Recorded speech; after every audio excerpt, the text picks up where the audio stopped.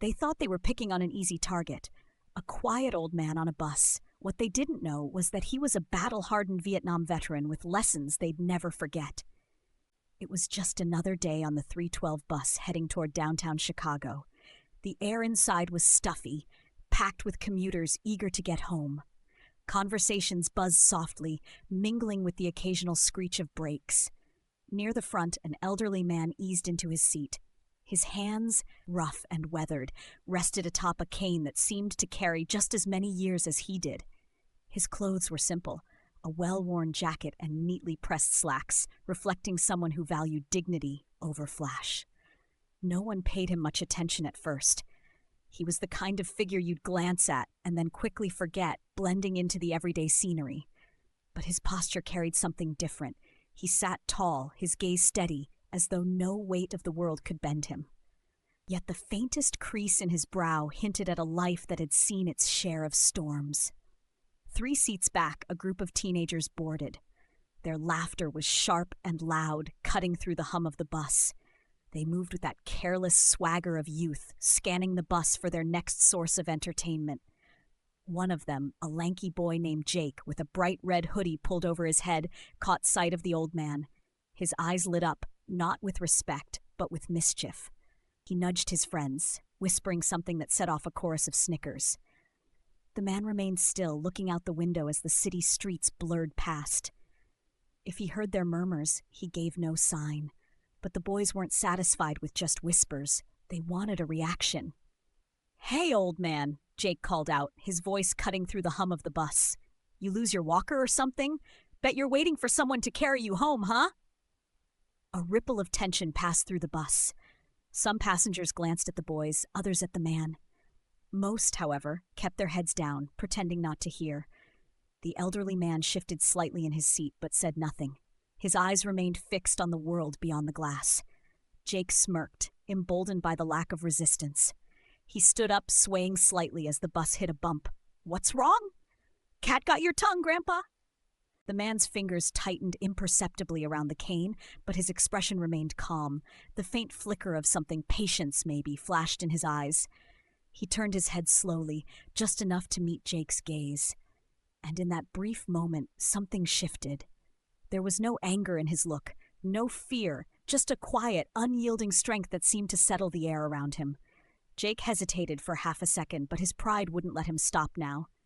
The bus continued to rattle down the road, passengers silent and tense, as if waiting for something to happen. Little did they know, the old man's silence wasn't weakness. It was a choice that would soon change everything. The laughter from the teenagers grew louder, bouncing off the walls of the bus as if to demand attention. Jake leaned closer, his voice laced with mockery. "What's the matter, old man? Too good to talk to us?" The elderly man remained seated, his cane now resting firmly between his knees. His face betrayed no emotion, no sign that the taunts had pierced his calm exterior. But his hands, calloused and steady, tightened ever so slightly around the worn wood. He glanced briefly at the floor, as if grounding himself in the present moment. Across the aisle, a young woman shifted uncomfortably in her seat. She shot a wary look at the teenagers, but quickly turned her attention back to her phone. A man in a gray suit adjusted his tie and buried his nose deeper into a newspaper, his discomfort obvious. No one wanted to get involved. Jake smirked at the silence. "Look at him," he said, turning to his friends. "Dude probably thinks he's too good for us. What are you, some kind of king or something?" "Yeah," another boy chimed in, his voice dripping with sarcasm. "You gonna knock us out with that cane, Grandpa?" The taunts were sharp, their voices tinged with the recklessness of youth. They laughed louder, encouraged by the man's silence and the passenger's refusal to intervene. The old man shifted slightly, tilting his head as if observing a distant memory only he could see. "Say something," Jake demanded, his tone now edging into irritation. "Or are you scared?" The bus lurched to a stop at a red light, the sudden jolt silencing the chatter momentarily. The old man finally spoke, his voice low but firm. "Respect is a lesson some people only learn the hard way." The words were simple, but they carried weight. They hung in the air, heavy and undeniable. For a moment, the teenagers exchanged glances, unsure of how to respond, but Jake quickly recovered, masking his unease with bravado. "Oh, so he talks now," he said, his voice dripping with sarcasm. "Respect, huh? That's rich, coming from someone who's too scared to stand up for himself." The old man turned his head slightly, locking eyes with Jake. "You think strength is loud, don't you? You have no idea what strength looks like."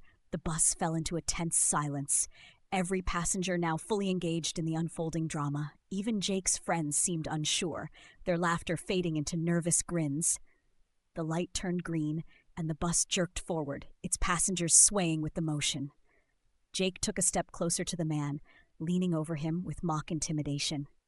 "Why don't you show us then? Let's see how strong you are." The old man sighed, a long, measured exhale, as if bracing himself for what was to come. His eyes flickered toward Jake, calm, unreadable, and somehow unshakable.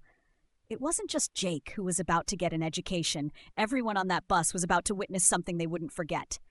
For a moment, the bus seemed to shrink, the tension so thick it pressed on everyone. The elderly man remained still, his cane steady between his hands. His gaze didn't waver, but in the silence that followed, his mind drifted, unbidden, to another time. 40 years ago, he had been far from Chicago, standing knee-deep in the humid swamps of Vietnam. The air was filled with the deafening roar of helicopters and the sharp staccato bursts of gunfire. Every muscle in his body had been taut, every nerve on edge. Survival wasn't a choice, it was instinct. He had been barely more than a boy then, younger than the kids taunting him now. But war had aged him fast. He remembered the faces of his brothers in arms, men who had stood with him in those impossible moments.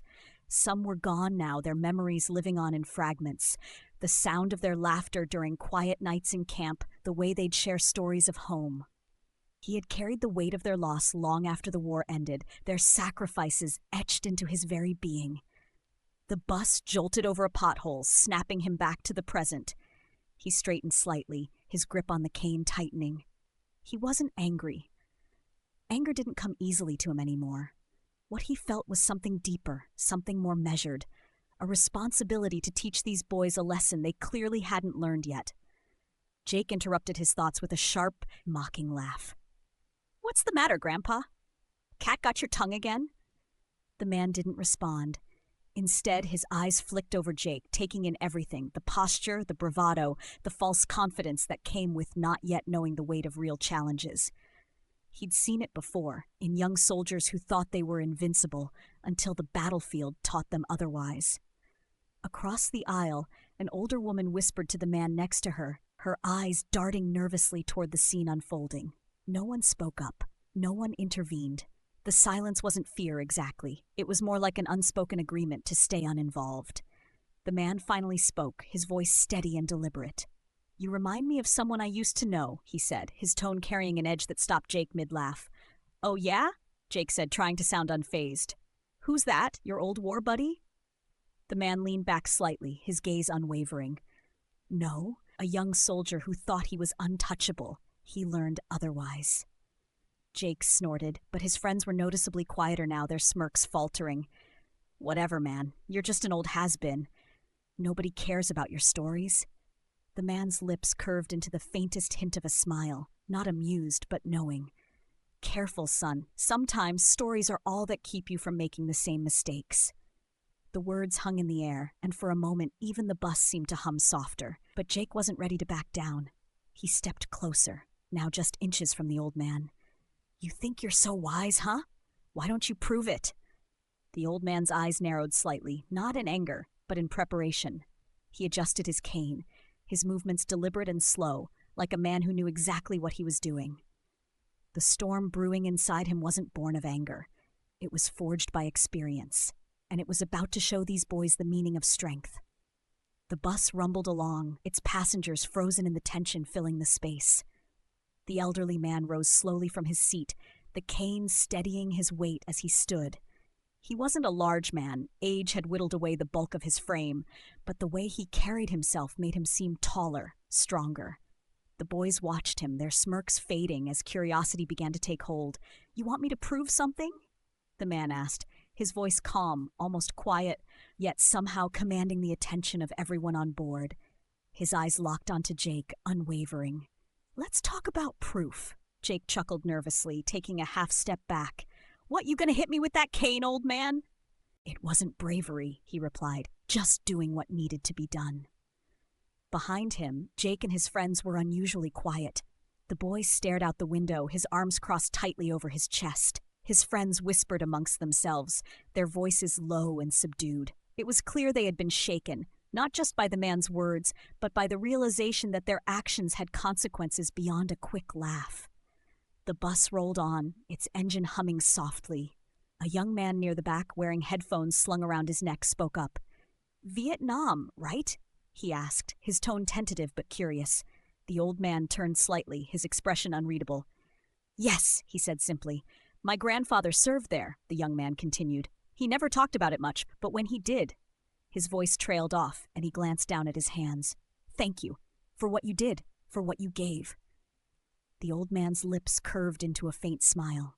"We all gave something," he said, "some of us more than others." The words hung in the air, heavy with meaning. Several passengers nodded quietly, the weight of his statement sinking in. The atmosphere on the bus had shifted entirely. Where there had been tension, now there was reflection, a shared understanding of the gravity of the moment they had just witnessed. One of the boys in the group, the stocky one with the backward cap, cleared his throat awkwardly. "Sir," he said, his voice barely above a whisper, I'm sorry. We shouldn't have said those things." The man turned to look at him, his expression softening slightly. "Apology accepted," he said. "But remember, respect isn't something you give just because someone demands it. It's something you give because it's the right thing to do." The boy nodded quickly, his face flushed. Jake didn't say anything, but he shifted uncomfortably, clearly wrestling with his thoughts. The bus slowed as it approached the next stop. The old man glanced out the window, his eyes briefly scanning the familiar street corner. He tapped his cane once on the floor, then rose to his feet. Before he exited, he turned to face the bus, his voice carrying over the hum of the engine. "Kindness and respect cost you nothing," he said, addressing no one in particular, yet speaking to everyone. "But withholding them can cost you everything." The door hissed open, and the man stepped off, his gait steady, his presence lingering long after he was gone. The bus remained silent as it pulled away from the curb, passengers lost in their thoughts. They had witnessed more than a confrontation. They had witnessed a lesson in dignity. And for some, that lesson would stay with them long after the bus ride ended.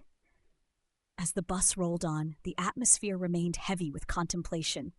Conversations that had once filled the space with idle chatter were now whispers or silence altogether. For many on that ride, the old man's words echoed louder than any noise they'd heard all day. Jake sat slumped in his seat, his once bold posture deflated. His friends avoided eye contact with each other, their faces a mix of guilt and embarrassment. Across the aisle, the young woman who had earlier stayed silent now stared out the window, her reflection faint in the glass.